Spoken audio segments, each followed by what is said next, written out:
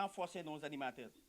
Parce que dans nos zones d'intervention, on a des animateurs et des relais qui véhiculent le message du bien-être en organisant des causeries, des séances, des visites à domicile, des séances de mobilisation sociale. Donc ces relais et ces animateurs-là, on les a réunis aujourd'hui pour renforcer leur capacité, pour qu'ils puissent avoir donc, les notions, donc, pour mieux sensibiliser donc, les propriétaires et les utilisateurs des équipes dans les communautés. Donc durant cette formation, donc, on a pensé donc, à capaciter nos relais sur les moyens, les techniques de communication. C'est-à-dire qu'il faut des techniques de communication, il faut des moyens de communication pour pouvoir approcher les gens, pour pouvoir les sensibiliser.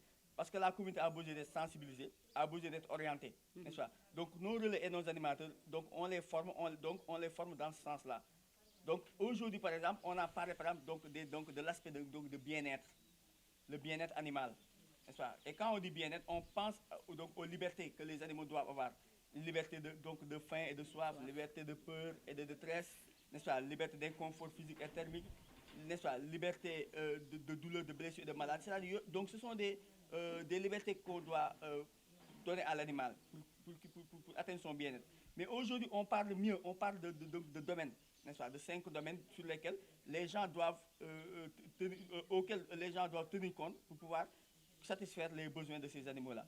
Donc on parle du domaine de nutrition, parce que quand on parle de nutrition, ce n'est pas seulement de donner à l'animal à manger, mais aussi de tenir compte de la bonne nutrition. On parle de santé, on parle de comportement, mais aussi on parle d'environnement, mais aussi on parle de domaine mental. Parce que à chaque fois que l'animal n'est pas bien nourri, ou bien que l'animal n'a pas de bonnes conditions environnementales, donc cet animal-là a des répercussions, reçoit ces répercussions de manière mentale, n'est-ce pas? Donc ce qui veut dire que donc, on a donc choisi de travailler sur ces 5 domaines-là pour étendre, n'est-ce pas, donc, le bien-être sur les équilibres. Voilà. Donc, durant la formation, donc, comme on a des techniques de communication, et quand on parle de techniques de communication, c'est-à-dire qu'on va toucher large.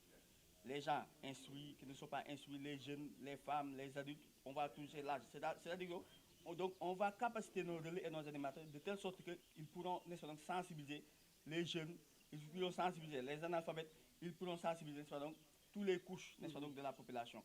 Donc ces sensibilisations-là, ils le font tous les mois, dans chaque zone, dans chaque village, nos relais et nos animateurs descendent pour faire ces causeries-là, ces séances de sensibilisation. Et aussi, donc, ils font aussi en même temps des visites à domicile pour pouvoir renforcer les sensibilisations. Donc aujourd'hui on a la formation concerne 17 animateurs. C'est-à-dire que donc, on a 46 villages dans la zone de Fandel, n'est-ce pas?